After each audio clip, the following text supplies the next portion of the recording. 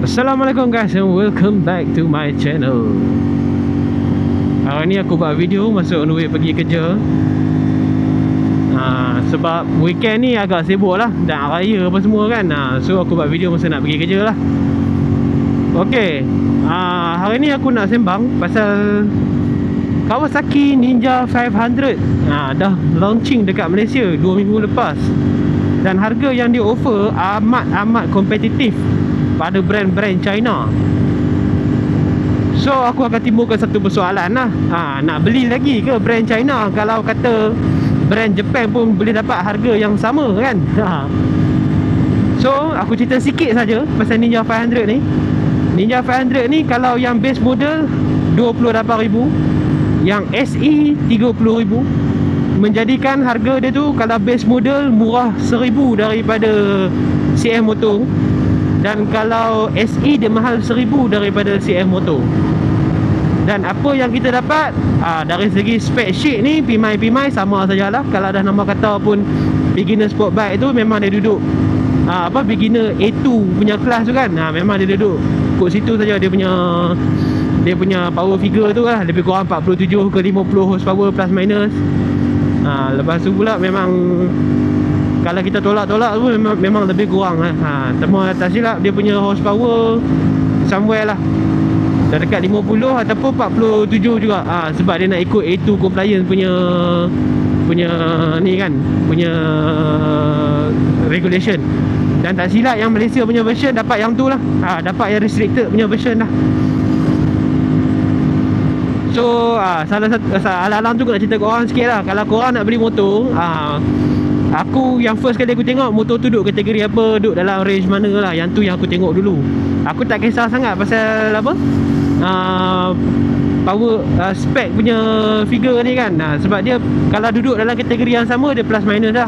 Dan korang akan nampak apa aku cakap ni. Kejap lagi aku akan cerita benda lain pula, aku akan kaitkan balik. Okay, so bila compare dengan 450 SR, based on paper nampak macam 450 SR lagi best. Tapi based on track punya, diorang try atas track lah. Diorang try atas track ni bukan Ninja 500 lah, Ninja 400 versus 450 SR. Ninja 400 lagi best. Dan Ninja 500 ni basically Ninja 400 yang di upsize. Dia upsize 51cc. Tak tahu kenapa dia bunda jadi 500. Sepatutnya 450 sajalah. Dan kekurangan 450 SR ni hanya boleh dinampak pada bleeding edge punya level lah. Mana kata kalau kau betul-betul professional rider, kau sesah habis-habis, baru kau akan nampak perbezaan tu. Tapi real world usage, orang awam macam kita guna, memang 450 SR better. Okay, so kat situ korang pilih lah. Dia ada kelebihan dia lah. Kelebihan 450 SR ni pada jalan raya, kelebihan Ninja 500 ni pada performance. Performance semata-mata, bukan performance semata-mata lah, ke jalan raya pun best jugalah. So banyak benda sebenarnya yang Ninja 500 ni menang kan. Cuma dia kalah benda yang major. Dia kalah benda, dia pakai 180 degree punya crank. Lepas tu dia punya suspension tak pakai upside down lagi. So benda tu benda yang korang kena fikir. So terpulang nak yang mana. Cuma persoalan yang aku timbulkan kat diri aku sendirilah. Kalau aku nak beli motor ni sekarang, aku akan beli Ninja 500 ke, atau aku akan beli juga 450 SR ni? Jawapan aku, kalau compare dua buah motor ni, aku akan pilih 450 SR. Sebab aku mencari keseronokan. Aku tahu sekarang ni kedengaran bias kan. Sebab yalah aku dah pakai CM Moto, of course aku vote for CM Moto kan. Tapi tunggu kejap, aku akan pilih 450 SR ni kalau compare dengan Ninja 500. Walaupun dia Kawasaki, masuk dengan harga yang betul kan. Dan aku sebenarnya excited juga harga Ninja 500 ni. Sebab dia menidakkan satu naratif kononnya murah itu tanda cak ayam. Dan dia juga mengiyakan apa yang aku cakap selama ni, which is CF Moto sebenarnya tak murah. Cuma brand-brand saingan dia di Malaysia ni yang markup harga tinggi, yang menampakkan CF Moto ni murah. Tapi bila brand macam Kawasaki masuk under Modenas, kita boleh nampak CM Moto sebenarnya tak murah. So bak kualiti tu kan, sebelum ni harga murah kualiti cekai, korang fikir-fikir lah sendiri kan. Okay, so kalau compare dua buah ni, aku memang akan pilih CM Moto juga. Tapi kita ada satu lagi contender, iaitu Aprilia RS 457. Dan kalau aku nak beli motor sekarang, mana kata aku tak beli lagi 450 SR ni, aku akan berat ke arah 457, RS 457. Aku akan lebih berat ke arah tu. Sebab dia offer something special. Dia bagi body aluminium, aluminium chassis. Aku selalu cakap benda ni kau kena fokus pada benda yang, kalau kata kelebihan motor tu kalau setakat kelebihan dia bagi killers lah, dia bagi TFT meter lah, benda-benda macam tu tak penting. Yang penting ni, dia offer something yang kau tak boleh pergi tukar di kedai, kau tak boleh pasang sendiri kemudian hari. Yang tu yang penting. So chassis aluminium tu bukan something kau boleh pergi kedai, abang saya nak tukar motor saya chassis aluminium, boleh tak? Tak boleh. Memang tak boleh. So yang tu lah salah satu kelebihan besar dia. Dan okey, alang-alang kita pergi lebih lagi lah. Kalau middleweight macam mana pula? 650 punya kategori. Kalau 650 punya kategori, terang lagi bersuluh lah 675 SR lah yang aku akan suggest. Kalau aku nak beli lah 675 SR. Sebab dia offer something yang brand-brand lain tak offer kecuali RS 660. Cuma RS 660 harga dia lagi mahal daripada Super Sport. So aku akan go for 675 SR. Triple cylinder, ergonomik yang committed sikit, proper design lah, proper sport bike punya design. Memang complete package lah 675 SR ni untuk kategori 650 ni kan. So yang tu memang aku akan, kalau korang nak kata bias pun bias lah. And then macam mana pula kalau okay, Super Sport, korang tahu tak ya 750 SR 750 SR dah nak keluar. Dah ada Spy Shot lah.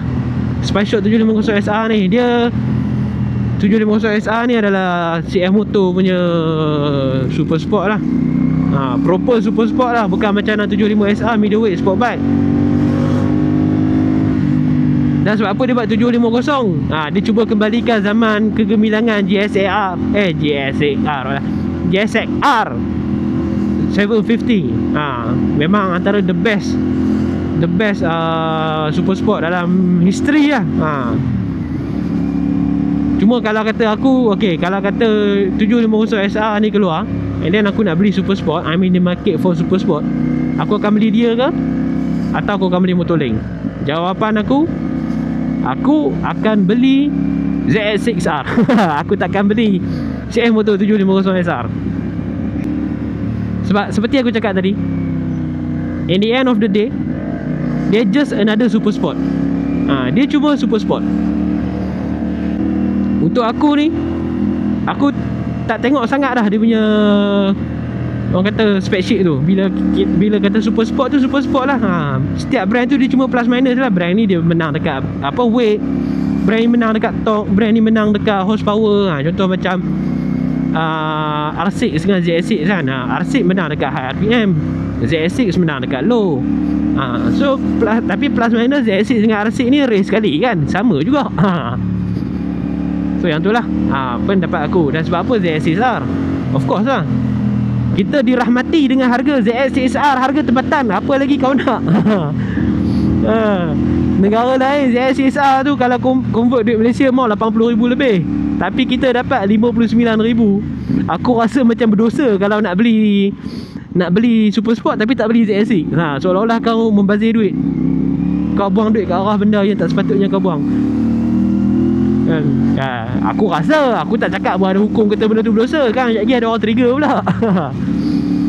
So ini pendapat peribadi aku saja. Okay, alang-alang lah tengah buat video ni kan, aku nak tunjuk korang satu kedai nasi kandak Penang yang ada di JB, yang bagi aku agak sedap. Dia punya level sedap tu boleh fight Penang punya nasi kandak. Cuma kalau aku punya Penang punya nasi kandak, kalau top tier, top 5 aku punya list, nasi kandar ni tak masuk lah. Tapi kalau kata aku nak rankkan dia, aku boleh cakap dia dalam upper mid range lah. Upper mid range. Dia okay, kalau korang orang Penang lah, dia level dia lagi tinggi daripada Din Relau. Aku lagi prefer nasi kandar ni lagi sedap daripada Din Relau bagi aku. Tapi kalau nak fight dengan Yusof, dia tak boleh fight lah.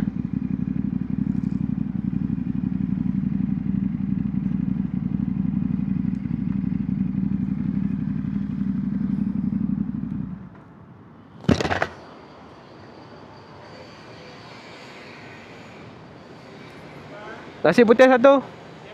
Nasi putih. Bungkus.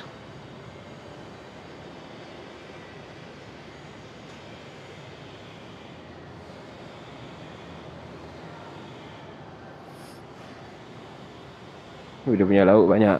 Tapi aku pattern makan lauk tak banyak. Biasalah, jimat-jimat lah sikit kan. Tak ada raya ni kan. Sotong bos. Satu. Kuah campur asing. Sekejap. Tak payah telur sotong. Telur dadah satu. Itu saja. Sayur tak payah. Satu saja. Kuah campur asing ah.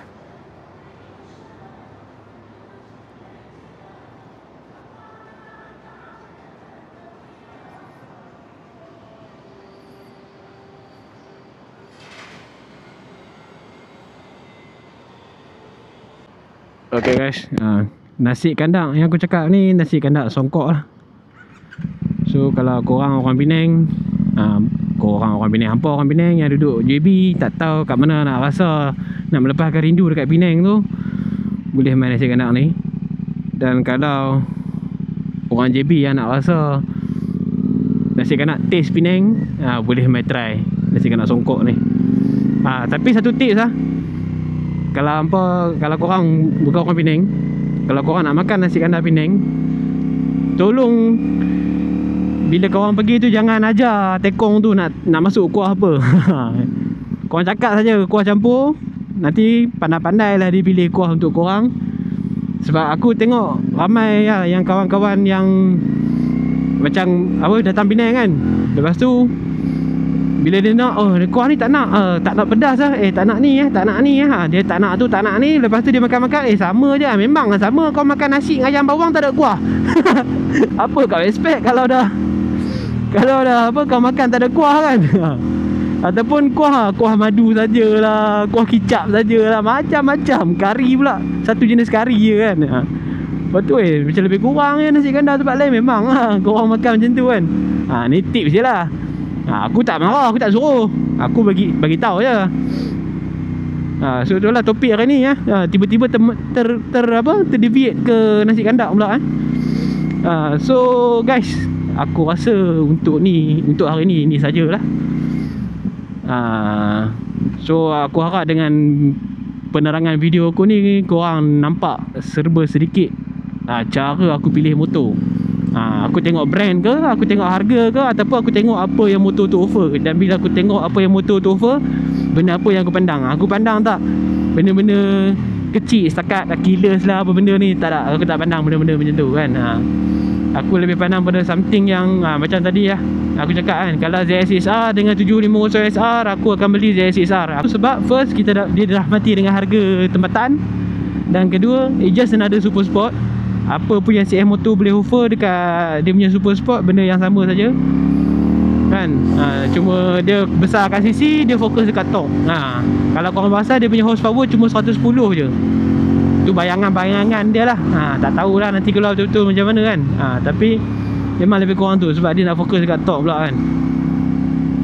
Melainkan dia keluarkan satu super sport yang special. Contohnya lah dia bagi V2 ke, V-twin ke kan, super sport V-twin.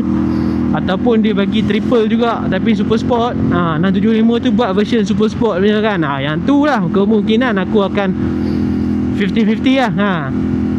Dan tambah kalau si motor tu harga murah banyak, masa tu of course lah sesuai kita tengok harga kan. Sebab dah kalau offer benda yang sama, offer benda yang sama, offer something special tapi harga yang apa, lebih murah kan, berbaloi lah. Tapi kalau cakap offer benda yang sama, harga murah tak taruh mana sangat, tolak balik dengan apa, susut nilai dia apa semua kan, lebih kurang je kan. So untuk macam tu aku akan pilih ZX6. Okay guys, dalam duk kata ini saja pun dah panjang cerita aku memang macam ni lah. Okay guys, thanks for watching. Jangan lupa like dan subscribe dan follow aku punya IG. Assalamualaikum.